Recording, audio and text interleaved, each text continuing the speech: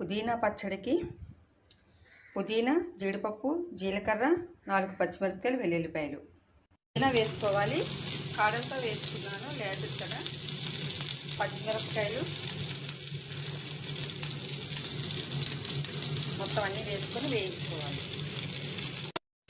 ఇలా పుదీనా పచ్చడి, పుదీనా పిల్లలు పెద్దవారు ఇష్టం లేదు అనేటప్పుడు ఇలా పచ్చడి చేసి పెట్టడం వల్ల పిల్లలు ఇష్టంగా తింటారు, పెద్దవాళ్ళను.